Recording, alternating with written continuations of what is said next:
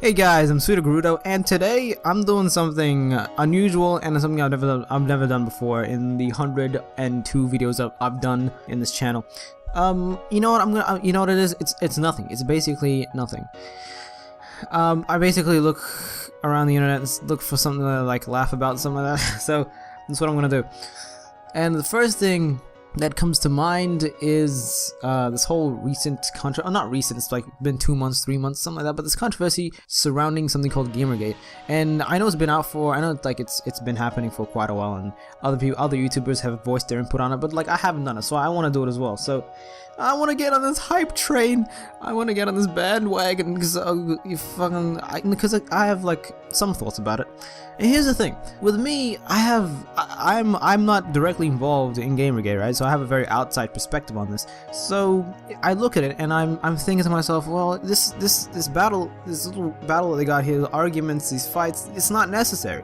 You know, we can solve this. We can have a cordial, very we can have a very, peaceful discussion about what the happenings or what the wrongdoings in one side or the other are. Resolve the problem, get it over and done with, and it's simple. It's efficient, effective, and it's long-lasting and whatnot. So, but it's just blown out of proportion. For me, it's just, from what I see, it's blown out of proportion. You got people sending death threats to one side. You got like one side saying, "Hey, you guys are." I think the feminists are like, "You guys are," or the anti-Gamergates are like, "Oh, okay, you guys are worse than ISIS." It's funny because like I heard from like some guy that ISIS has joined the anti-Gamergate community, and it was like, this is fucking hilarious. I don't even know what to say to this, because it's ISIS, goddammit. I don't even know what to fucking say about ISIS. Don't even get me started on ISIS. ISIS is goddamn fucking blowing shit up in the Middle East. I don't know what's happening in the Middle East. Fucking the Middle East has enough trouble of its own. I don't think it's good for his oil. Oh, okay. So basically, and my opinion on Gamergate is, for the most part, I'm sort of like pro Gamergater, because basically the whole controversy started. If you guys don't know, if you're one of those people who live under rocks, not even like an ordinary rock, because even if it was an ordinary rock, you'd still have heard what Gamergate is all about. But like if you're living in one of those fucking big boulders from that boulder from Shrek, how they go into Shrek swamp, and then Donkey passes by a boulder and he says, "Hey, that's a nice boulder. I really like that boulder." If you're living under that boulder, you guys don't know what Gamergate is, then let me explain to you what Gamergate is. So basically, the controversy started when there was like some developer named Zoe Quinn, and I think this is where it started, I'm not sure, but like, and then she was like, apparently there were emails, or no, it was leaked by her ex-boyfriend that she was sleeping around with reviewers, game journalists, right? 5 game journalists that we know of, which is why this event is known as Five Guys, Burgers, and Fries. I'll get to that later. But she was sleeping around with them, and she got higher reviews for her game, Depression Quest. Fucking just look at Depression Quest. I don't even know who made this game. It's not even. It's like web pages. It's like, seriously, it's web pages. Like you get HTML, and you get fucking just input text, and then just hyperlink some of those texts to other HTML files. Fucking, that's what it is. I might be getting this like music playing in the background. I don't even know, because it doesn't present itself as much of a challenge. So I would maybe call it an interactive web page story. Fuck, I don't know. Jesus. And then so she got like really higher reviews than people would normally expect, and then these things were leaked out and people make connections and whatnot. So there was this community formed called Gamergate, and Gamergate was originally about, and I think to this day still people press onto it, is still about like ethics and journalism in video game journalism, and now it's like fully corrupt and stuff. So it's like main perpetrators are like Kotaku, I think Polygon is involved. I think probably Nightbomb. I think. Okay, all I know is Kotaku. Kotaku fucked up. And I mean, this is what from the Gamergate perspective, pro Gamergate perspective, and so now like there are these, and because like Zoe Quinn was like she's a woman, right? I know, fuck right. You see those images, you say to yourself, "Oh, that's Zoe Quinn, unusual name for a boy." It turns out she's a girl, and she's like, "Yo, what is this? I didn't know this." But yeah, so she's like, and she's a woman, so like some of the feminists were like the feminists come up and they said, hey, listen, you're making fun of a girl or something like that just because she is a woman and she's in the video game industry. You're saying, no, we don't want this, and that's not what the Gamergate is all about, from what I see. It's all about ethics and journalism. And the reason why I'm leaning towards pro Gamergate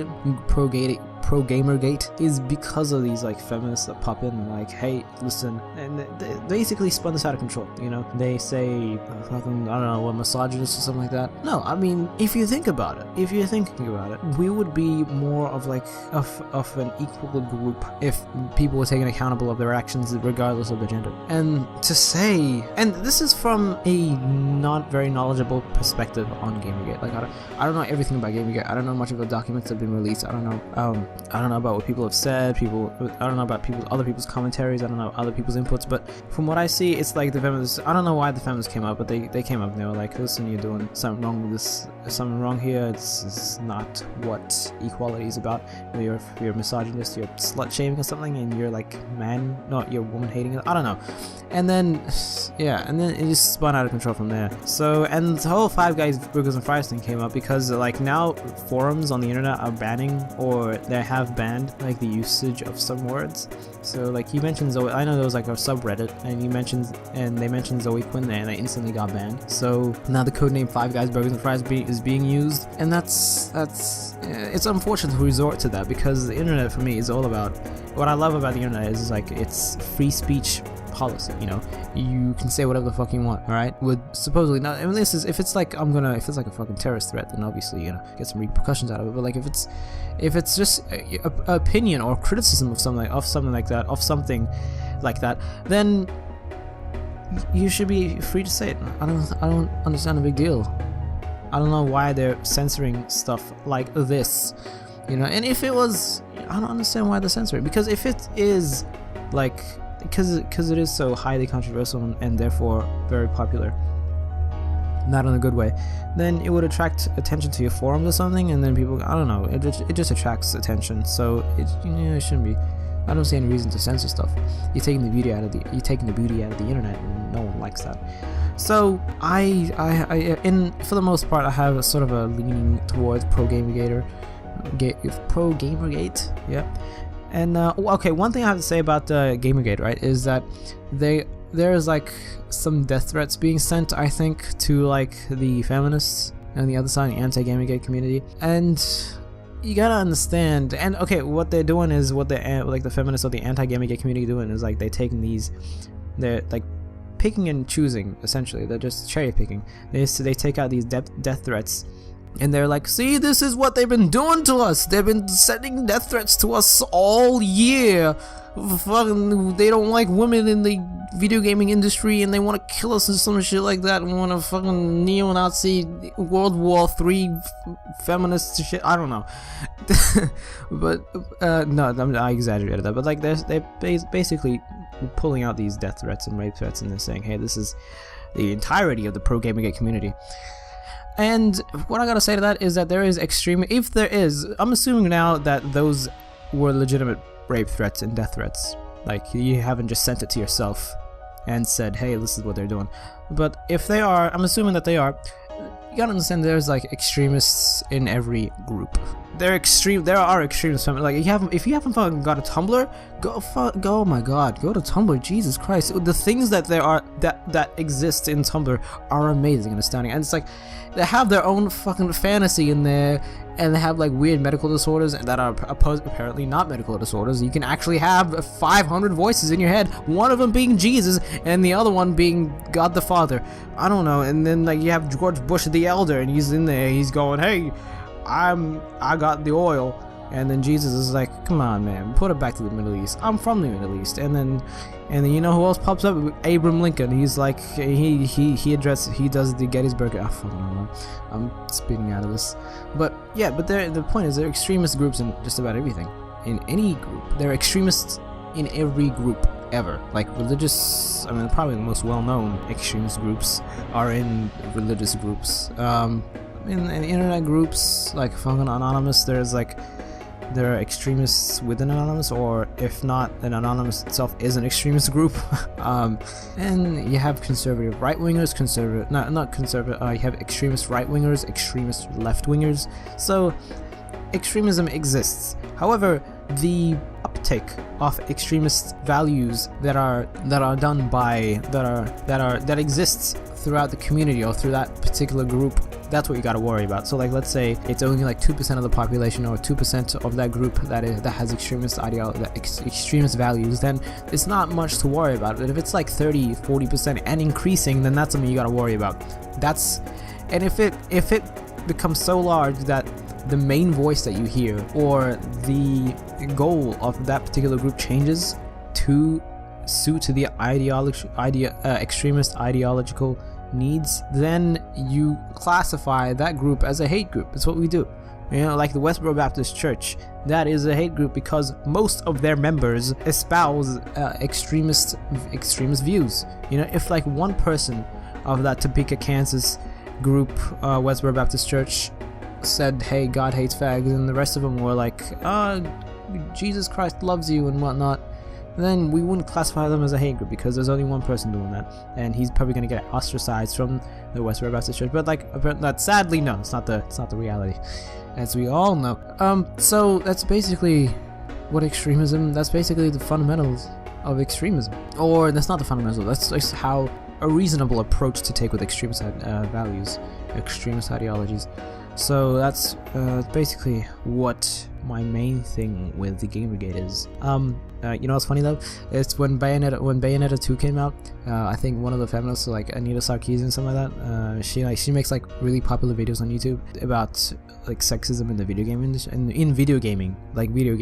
And you know, I'm not gonna lie, there probably is like a little bit. There's probably some sexism in video games, right? But this is probably games that are from, you know, the early games, like games that came out in like 80s and 90s, you know, when the target market was mainly teenage boys, you know, like Miss Pac-Man. She was like really sort of sexualized or something like that. She had like lipstick on, she had high heels, and she just like, I don't know, she was portrayed very sexually or something like that. So I guess you could take that into account. But like nowadays like females in video games are tough. They like got more testosterone than me.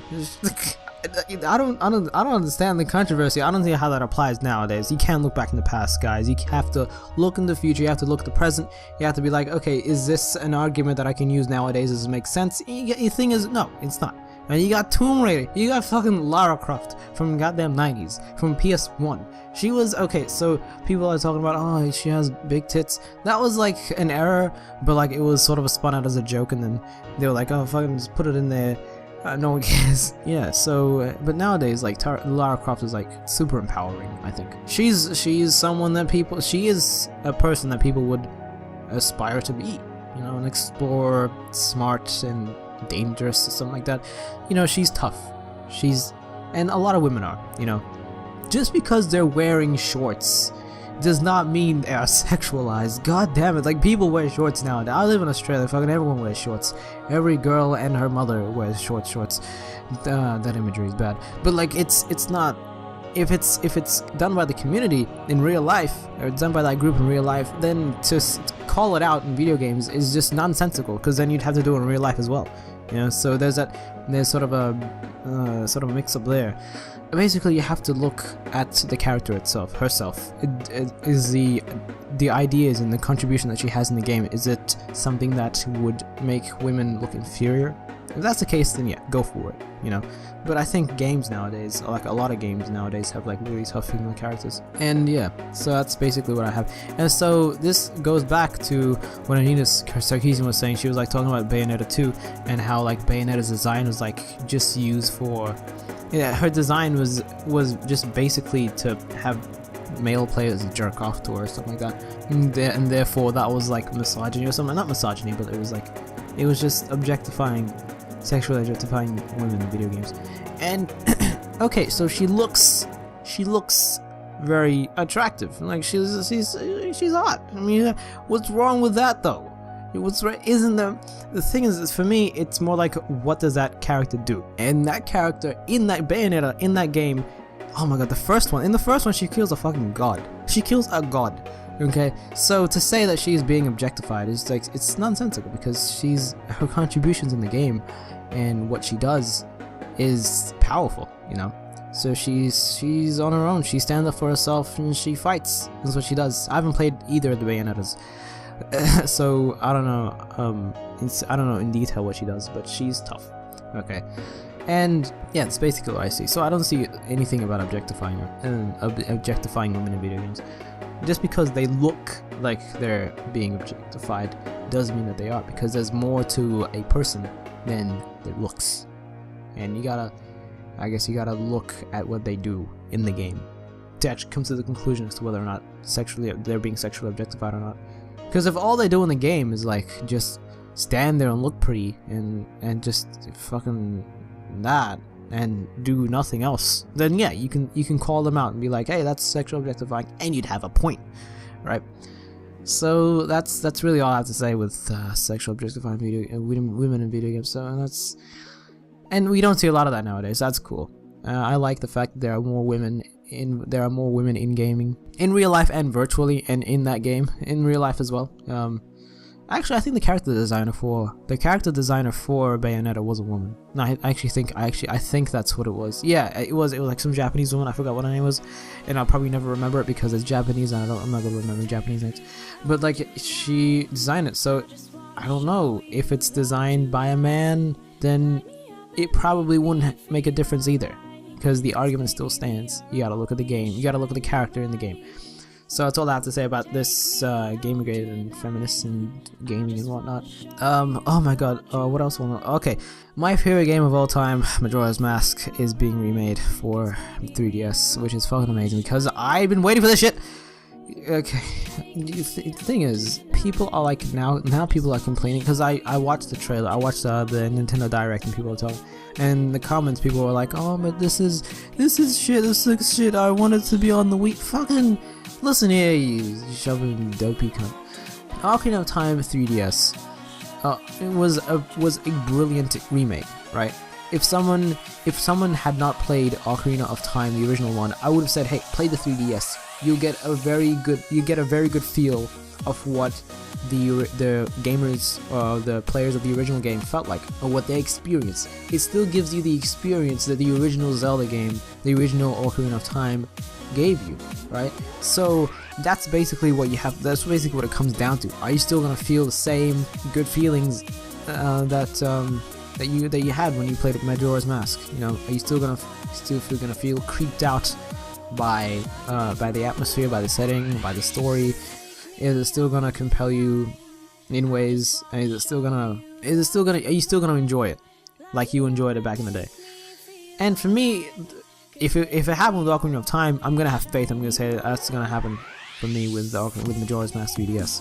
So that's basically what it comes down to. Like, there are people that are complaining, oh, it's not on the Wii U, it could have been so much better on the Wii because it had a better graphics. Like, for me, okay, yes, Wii U would have had better graphics. But the thing is, development time would have been long, alright? Because there's like a lot of stuff to do in Majora's Mask, and it's not as big as a game as probably Ocarina of Time or something, but there's a lot to do in the game, right? And people didn't play Majora's Mask for like the graphics. People played it for the story. That's the good thing. That's the point of Majora's Mask. The attractive quality of Majora's Mask for me was its story. It's much more intelligent and complex and deeper than Ocarina of Time. You know, it's very dark. There's more substance to it. You know, and the point of it was to get in touch with the characters in the game, right? So like, whereas Ocarina of Time was to get in touch with the world, was to experience the world, Majora's Mask was to experience the people. And it just really comes down to storyline for Majora's Mask and the gameplay elements and whatnot, because I like the 3-day time limit, and that was cool. They implement that well, the same exact way they did in the original game. Then, you know, they've sold me. You know, they've sold me. And can I just say, the moon looks creepy. The moon fucking looks. They did well with the moon. You know, like it's done right. It doesn't look goofy like some of the people say in the comments. It actually looks kind of fucking terrifying. So that's really all I gotta say with Majora's Mask. Shit. because I know they had like the Operation Moonfall, and then Reggie was like, and I had to agree with him on this one, because from a business perspective, okay, Reggie was like, for 100,000 signatures on Operation Moonfall does not mean 100,000 sales, 100,000 copies being sold, and I gotta agree with him. From a business perspective, that's the way you gotta think, you know. Yeah, what is the cost? What is the profit I'm gonna make for it? What is the cost of developing it? But the thing is, I think the voices were like really loud in support of a Majora's Mask 3DS remake. It's been going on for years. Like, people have been crying for years for Majora's Mask 3DS remake, and I think it was about time. I think they pulled it off well. It was a good idea, and they're gonna see a lot of. I hope to God that Nintendo gets a lot of profit from it. It sells a lot, just like the Ocarina of Time 3DS did. But yeah, that's really all I gotta say from Majora's Mask 3DS. Really, it's all about storyline. If it's gonna give you the same immersion feel that the original Majora's Mask did, it's not all about fancy graphics. You know, it's not all about like, oh my god, this tree branch looks absolutely amazing. There's not a lot about that, you know. So yeah, that's what I gotta say for this Operation Moonfall. It reminds me of Operation. You know what it reminds me of, because they said when Operation Moonfall was like happening, they were like, oh, this isn't. I don't think we're gonna make a Majora's Mask 3DS remake, and then they make an Majora's Mask 3DS Majora's Mask 3DS remake. Sort of reminds me of like the original Operation Rainfall, and they were like, Nintendo was like, oh, I don't think we're gonna localize these games, and then they end up localizing the games. But then they said it wasn't because of Operation Rainfall. It was about because we were gonna do it anyway. That was this reminding me of it. Oh, speaking of Operation Rainfall, has anyone ever played like the original, like those 3 RPGs that were developed for the Wii? Because they were, I gotta say, Xenoblade Chronicles is a crown. it's a crowning gem of the RPG world. I mean, I played a lot of RPGs. I played like Final Fantasy 1, 2, 3, skipped 4 and 5, went to 6, 7. I hated 8. 9 was a game that I haven't played. 10 I liked. 11 and 10-2 I hated. Fucking never played 10-2. What the hell would they do with 10-2?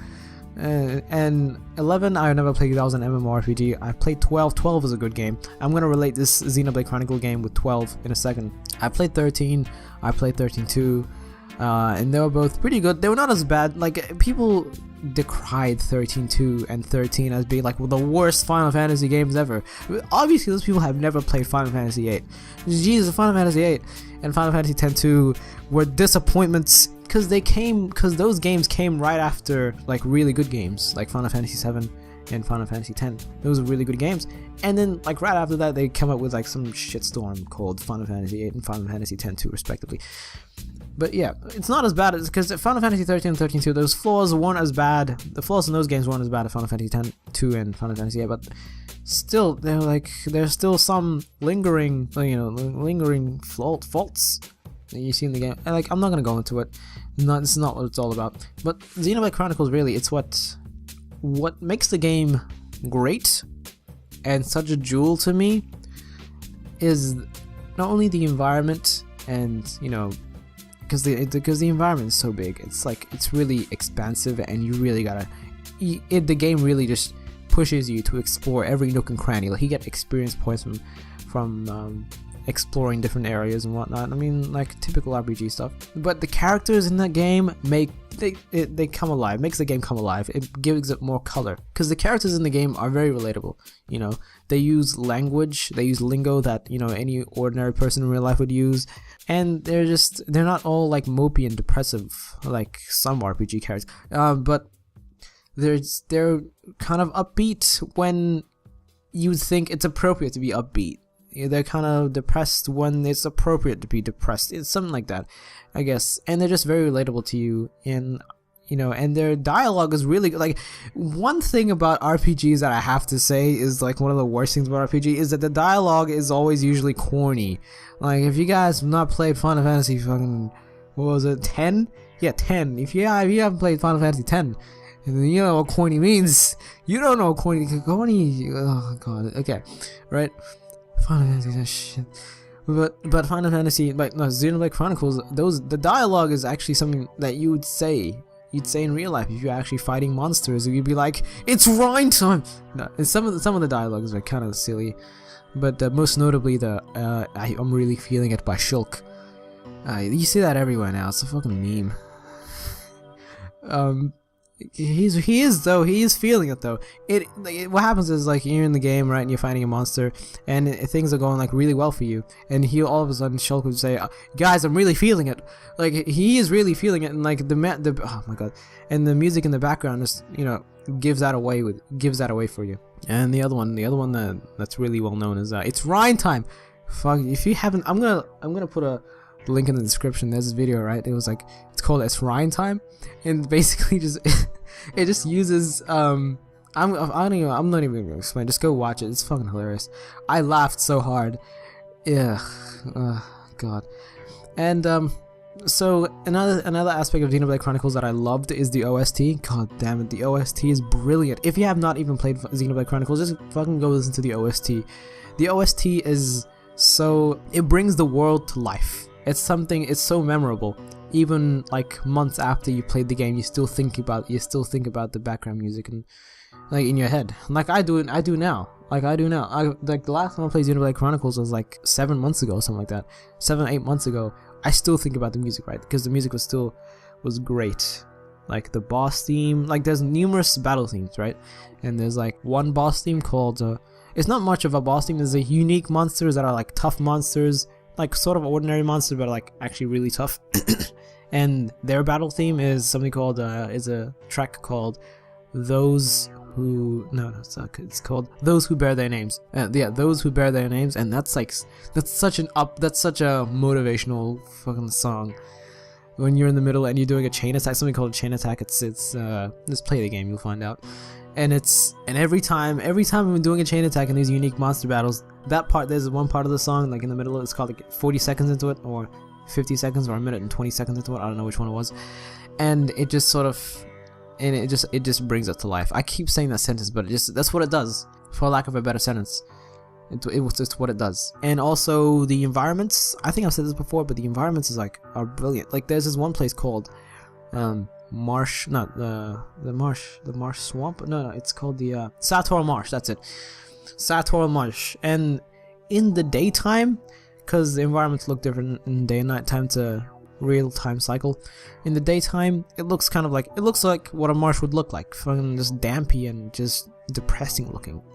But at night, holy shit, at night, I'm gonna put up screenshots of what it looks like at night. It looks amazing, you know. And this is, you gotta understand, this is on the Wii hardware, so we aren't talking about much graphical input power here. But if this came out on the fucking PlayStation 4, holy shit, do you understand how fucking people would go to Sator Marsh and just jizz, and they'd be like, oh no, oh, that was a weird sound, but god, it was good. And what else? The game has a lot of really good viewpoints, like to look at the environment. Like there's one place called Machna Falls, and there's a place called Great Machna Falls, and you basically stand on top of a cliff and you look out this giant waterfall, and it looks really nice, looks really amazing. What else is there? There's also, I saw about the storyline is really good. I really like the storyline because it hits a lot of philosophical. It's a really intelligent storyline. It's not like people, they're like bad guys there, go shoot them. It's not like a typical this kingdom is falling, fucking save the girl here. No, it's really intelligent. It hits philosophical notes. I'm not gonna spoil it for you much, but it's really well made, right? It starts off to be a little plot line, and you basically problems stack up, and it becomes a much bigger, universe-threatening plotline. I'm not gonna go much into it, but you just gotta go find out for yourself. It's amazing. What else is good about it? The gameplay, fucking gameplay mechanics. Okay, this is how it relates to Final Fantasy 12. So you know how Final Fantasy 12 was like the turning point for Final Fantasies. It was like instead of random battle encounters, you'd have the monsters appear on screen, and if you want to go engage them, you just go like right next to them and whatnot. That's how it is in Xenoblade Chronicles. You see the enemies on screen, By the way, some of these enemies can like fucking are huge. Like there are something called Fortress Tower Mechons. Jesus, they are Fortress Tower Mechons. No, they're not Fortress Tower. They're called Fortress Class, but they're huge, huge. But and some of these monsters can be, so you basically see them on screen. And if you want to go engage them, what you do is open up a menu. No, you don't open up a menu. You open up basically press a button. Something pops up at the bottom of the screen. Press A. And then you go engage them. The music changes in the background. People fight, you fight them and whatnot. And basically how it works is you take control of one character. You can't switch between characters, unfortunately, in the fight. You switch them outside the fight. But taking control of a character, and you manually strafe around the enemy, and the enemy will be focused on one of your allies. So you take advantage of this, and you can hit them. And basically, the spot where you hit them is actually pretty important for some moves. So for instance, the main character has a move called backslash, and if you're behind the character, if you're behind the enemy, then the damage is like tripled or something. Yeah, it's tripled if I can remember right. So yeah, there's a lot of stuff to go into it, and it's a great game in general. I recommend it to anybody. Like even nowadays where like the Wii power is now, output power of the Wii is like junk compared to fucking PS4 and Xbox One, I'd still recommend the game. Like it's a great game and anybody should go play it. What's next? It was The Last Story, right? The Last Story was a great game as well. There are some flaws in it, like the town, Lazarus Island, isn't really. It doesn't have as much things as it seems like you could do, because the town is kind of big. You get lost pretty easily, but there isn't as much things to do as it would seem. Because you think, oh, a big town like this, there's a lot to do. I can go and fucking build a house or construct a merry-go-round and whatnot. No, none of that. It's just you go to shops, buy weapons, and there's an arena. You can fight in an arena, and that's pretty cool. Okay, the arena. So the Last Story is pretty good. Again, background music is great. I think background music in RPGs are like super great. What's next? It was the Pandora's Tower. That's it. Pandora's Tower is like the last on the list on how good. It takes the last spot in this list. Because it's sort of like a Devil May Cry game, except it doesn't have those lovable characters like Dante and Virgil and Lady and the other woman. It doesn't have those characters. The characters aren't something people who you would relate with. Again, the gameplay is pretty good. Basically, again, it's like a lot like Devil May Cry, and it just has a very Devil May Cry feel to it. Because how in Devil May Cry the camera is auto pans, I think. Yeah, it auto pans. It's auto fixed. It's fixed. It's to the character's location. So there's really no movement. There's really no control of the camera. So and the gameplay, the fighting. The fighting is pretty good. I mean, you use the chain and you have like a blade with you. I think you use a chain. It was a chain. You pull out something called beast flesh from enemy monsters, and you have like a girl who you go with, and you need to save her because she's turning into a monster. So you get these beast flesh, and you go back to her, and you give them so that she has time. So she can temporarily be relieved of this illness. So you go back and you get like basically the 13 towers. You get beast flesh, or you get the monster flesh from each one of them, from each one of those bosses in each tower. So, and you go back and she's cured. That's the point of the game. I'm not gonna spoil it much for you, so I'm not gonna spoil. I shouldn't spoil it at all, actually. So, yeah, I don't know. If you wanna go ahead and play the game, like, it's great. I mean, I make it sound like those last two games aren't really as good, but they're pretty good. I really enjoyed those games. But they don't come close to Xenoblade Chronicles or what Xenoblade Chronicles did for me. Also, another thing I should point out, like the dialogue and the characters in the Last Story, they're also like top notch. They're close to being on par with characters in Xenoblade Chronicles. Like they're very enjoyable characters to play as. Unfortunately, you can't switch between them. That's unfortunate. You do get to play every one of those characters though, because at some point there's a plot line and something happens, so you can't use one character, use another character, and you go ahead. So that's essentially my pseudo review. God, I'm pseudogerudo, so I do a pseudo review. No, essentially what I think of those three games and Majora's Mask 3DS. I think I covered quite a bit in this. This is 40 shit. This is 40 minutes. I didn't know it was gonna take this long. Okay, it's like 39:27 seconds. 39 minutes, 27, 28, 20, yeah, this is 39. We're approaching 40 minutes here. So before we get to the 40-minute mark, I'm gonna say thank you guys for watching this video. I don't even know what I was gonna do in this video. I just thought I woke up today and I was like, fuck it, let's just make a video. And then so thank you guys for watching this video. If you like it, fucking subscribe, like it, and I should do it the other way around. Like it, subscribe, and whatnot. And yeah, have a nice day. Thank you guys for watching.